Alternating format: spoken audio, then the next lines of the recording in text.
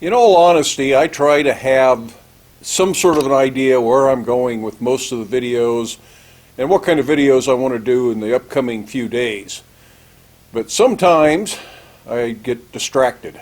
We all get distracted. And today we're going to cover a distraction.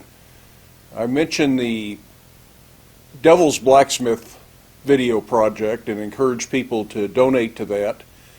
And I've donated to it, and the folks that are doing that appreciated that. And they sent me some links to some other videos they have done on an international blacksmithing get-together in Hungary. And in one of those videos, there was a trivet being made. And it wasn't instructional. It didn't tell you how to make the trivet. But I think I saw enough information in the video that we can do something similar. And it's quite possible I'm going to end up doing something completely different because I didn't understand what I saw. I've never made one before. I didn't do a test piece before the video. We're winging it. We're doing it, making it up as we go. So come along with me and we'll see what we end up with. Now the trivet in question looked to me like it was split from a single bar, similar to the classic blacksmith's cross, or what people refer to as a Friedrich's cross. And if you've never seen that, this may be a real eye-opener for you. I would like to try to explain exactly how this works, but I think there is absolutely no way to explain this other than to just do it. I really think that's the best option here. I think I was going to make the legs a little... Oh.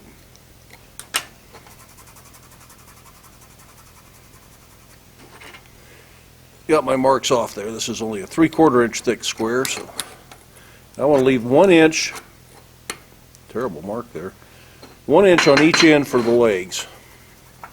It's always pays to check your measurements. And you notice I'm putting these on not opposite, but adjoining faces. Then I want to go from that point, and I want to scribe a line. I don't know if you can see this scribe, but it's a little fence with a little scriber in there. And then I want to do the same thing on the other face. And that first pencil line is just a stopping point. And then I'm going to make saw cuts down these. So I'm making one saw cut top to bottom, and on the opposite end I'm making the other saw cut side to side.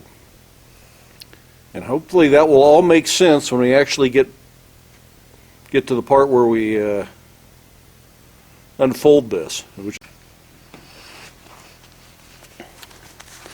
Now honestly, I think this would look better in the long run if you chisel cut it, because you would end up with some natural bevels that way.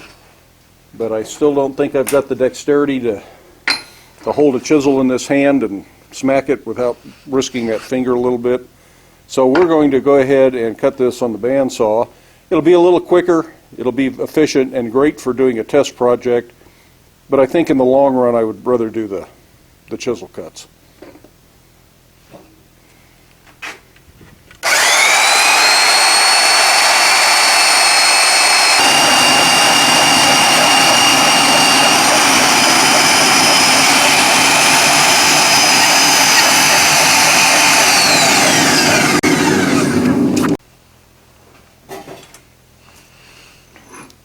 So when we look at this, we've got a saw cut running down the side, a saw cut running here. This comes in 4 inches from this end, at least 2 inches it'll become legs, so this part and this part will become legs.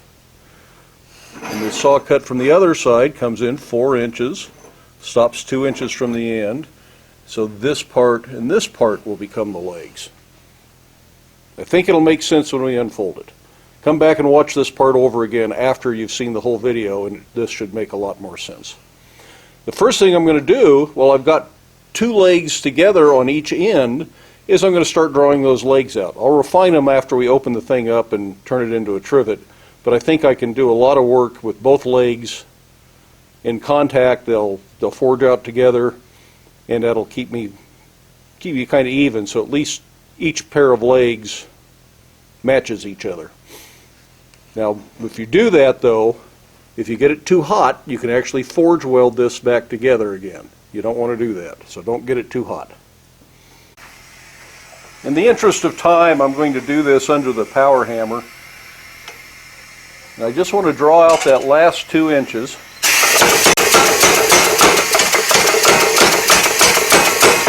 And I want to end up with legs that are about 3 inches long. Flare it out a little bit at the end. You can see how that's drawing out. They aren't sticking together, so I'm not at welding heat. We can stand to get them hot.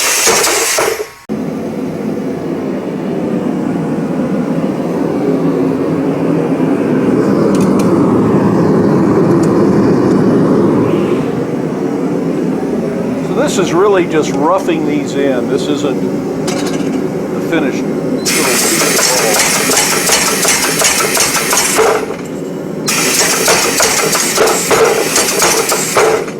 If I do pairs like this, then I at least know the pairs are the same way. They're essentially the same shape.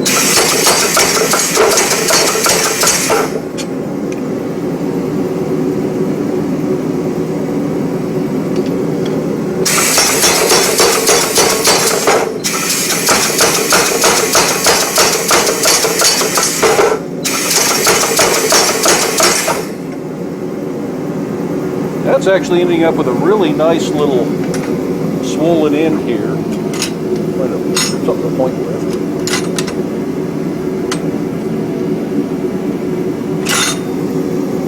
See that nice swell there, and I really like that. I think I'm just going to leave that like that. We're going to turn it around, we're going to work on the other side. Do the exact same thing with the other end.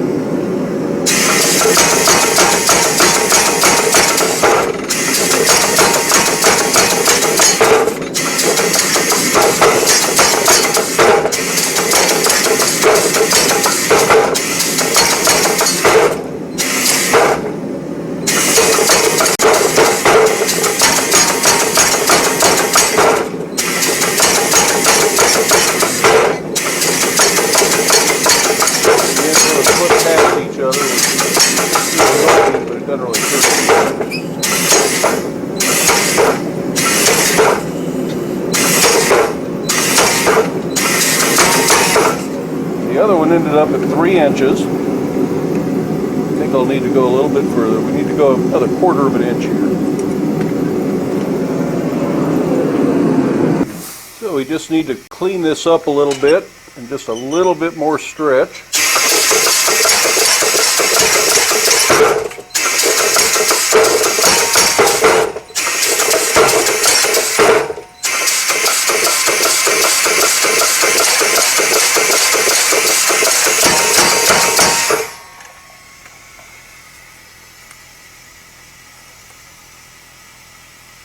Just a little more.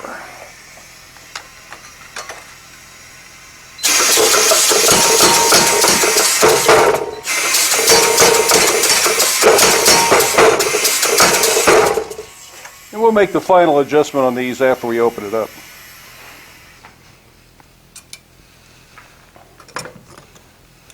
So this is where the magic happens. We're going to spread apart each end where it's cut, where we just forged the legs, and bend them out. And as we do that, we're going to leave a hole in the middle where those 2 chisel cuts pass.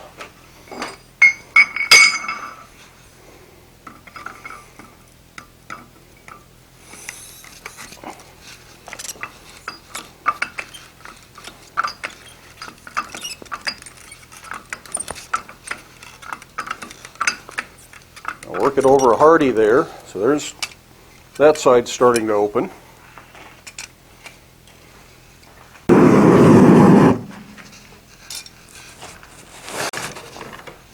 So let's see if we can get this side to open up. This gets a little bit odd to hold on to. Start driving that down there. Let's try opening this up. So we're opening up 90 degrees apart from each other here.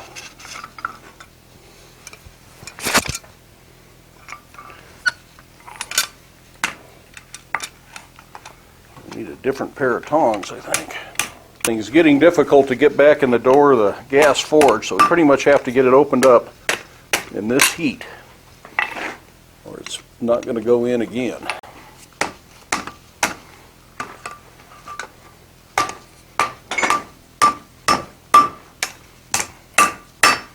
You can see where the cross shape, if you were just making a cross, comes from.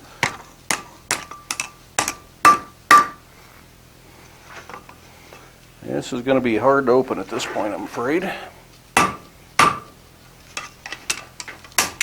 Now it's just a matter of fiddling it around, but that's a great element right there for an ornamental piece. Just straighten those out, and you can do all sorts of things. You can forge weld a picket to this for a gate or something. But I want to open that up and try and get a circle of about 5 inches, which is what I was aiming for to start with.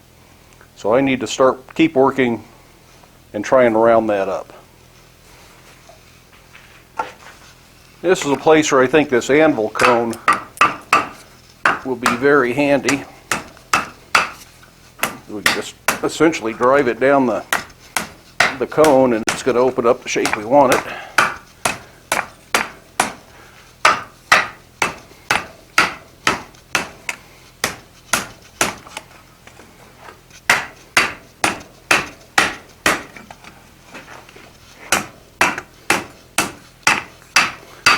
Lots of little reheatings here.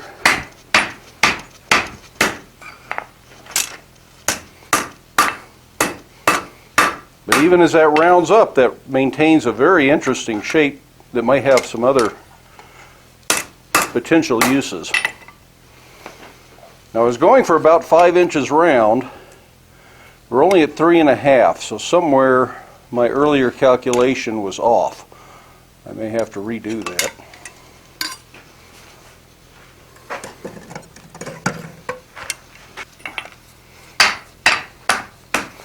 We also aren't open all the way, so by the time we get this all the way open, we might be at our 5 inches, and we can draw this out some. So I'm not admitting defeat yet, but I think the 4-inch length of cut should have actually made this slightly larger and not slightly smaller. So I don't know if I mismeasured.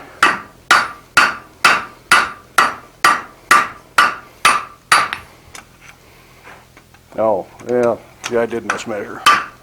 I made quite the critical error here. That should have been 4 inches between the legs, and I left 2 inches for the legs. So I really only got 2 inches here. So that's a big mistake on my part. Don't do that.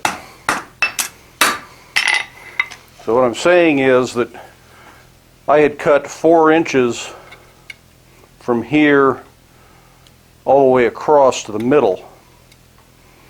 But it was from this point. It should have been 4 inches from this point to the middle. So if I was leaving 2 inches for the leg, I should have cut 6 inches.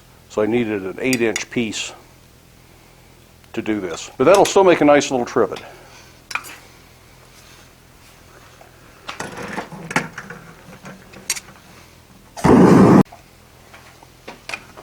So we'll just keep working this till I like it, or get tired of working it, one of the two.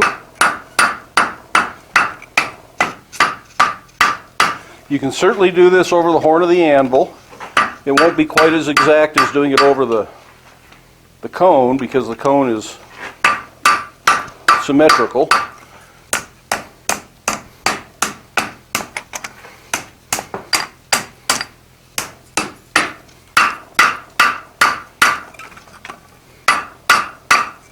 And I'm pretty darn happy with that at this point. Now it's a matter of straightening up the legs and getting them symmetrical.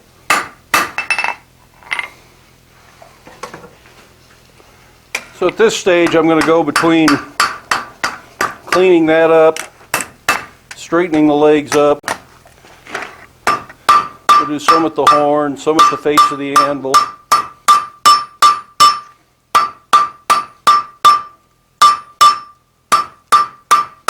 Till I'm just happy with the way everything looks.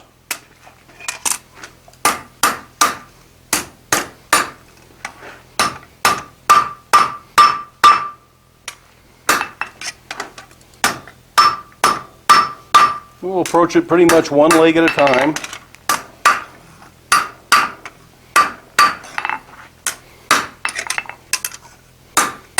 Now I've got that swell or upset here that just happened naturally. I want to leave that, so I don't want to squish it, so I'm hanging it over the edge of the anvil.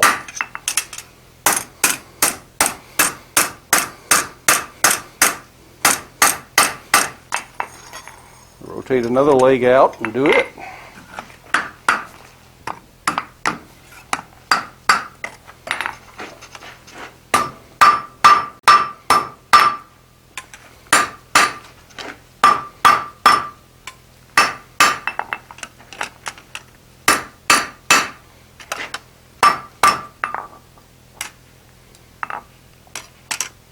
Make sure you keep up, up, and down, down,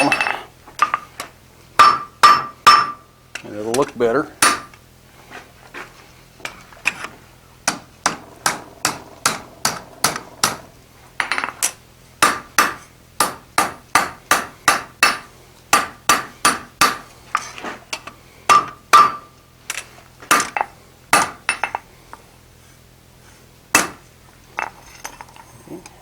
And on to the third leg.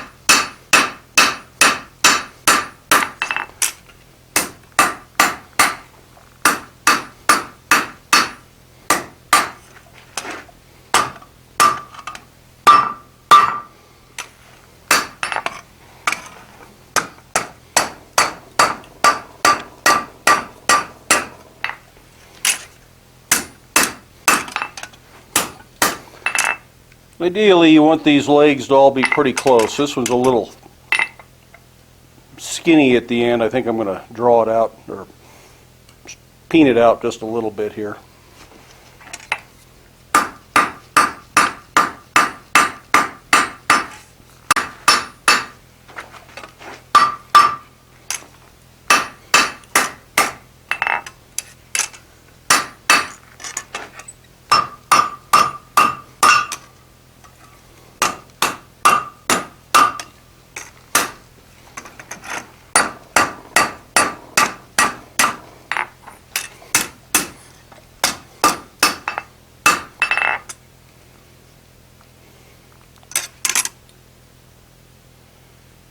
And make sure I look at this and know which side's up.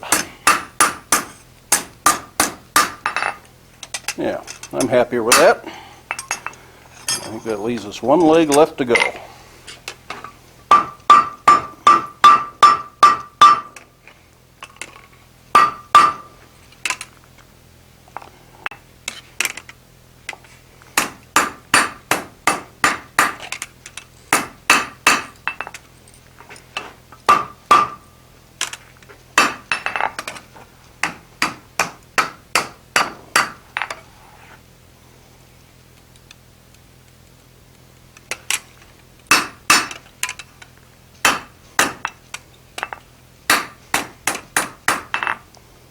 At this point, you might want to do some filing, and if you did this with a chisel, you'll almost certainly need to do some filing.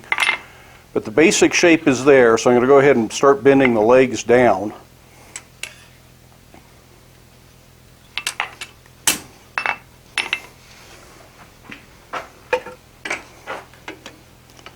I'm going to put that just about at the outside of the ring and bend them over not quite 90. There's no reason for this to stand straight up. If the legs spread, it'll be a little bit more stable. I'm going to go about like that. Get the next one hot. and then go all the way around the circle.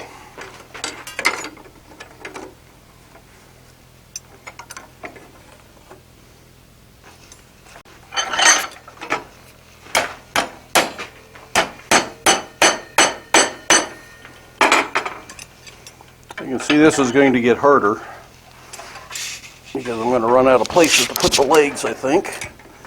Yeah, I think that'll work, at least the next one.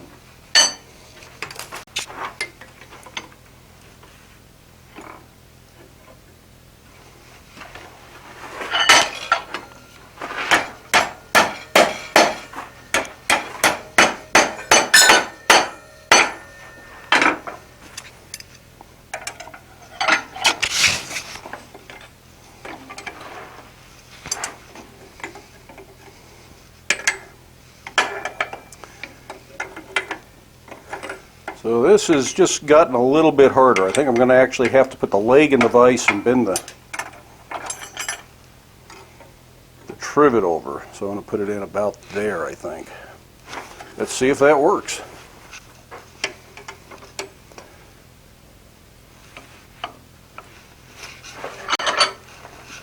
Some of you are probably thinking right about now, doesn't a trivet have 3 legs?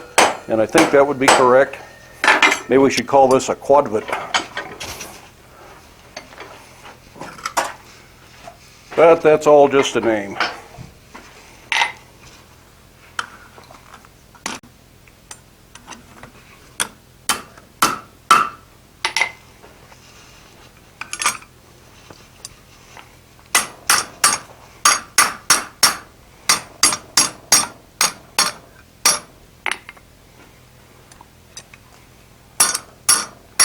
I wouldn't do any serious shaping at this heat. I'm just trying to get the legs bent somewhat evenly.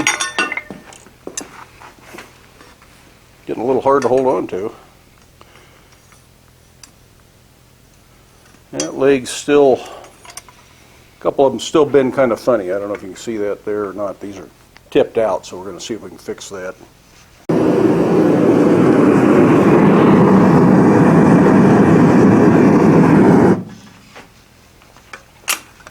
Unfortunately, at this point, this is not fitting back in the fire very well, so we may have to go to a torch to finish it up. Now, that worked pretty well. Let's see if we can catch this last one without having to light the torch.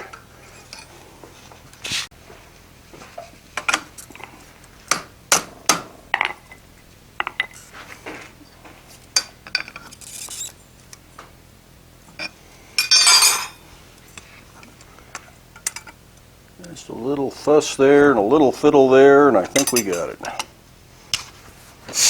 The next thing to do is see if it sits flat, which is one of the advantages of 3 legs. 3 legs will always sit flat.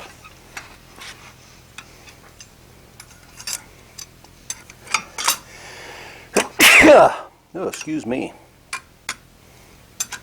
Okay. We're going to let that cool and then check it. Well, there it is.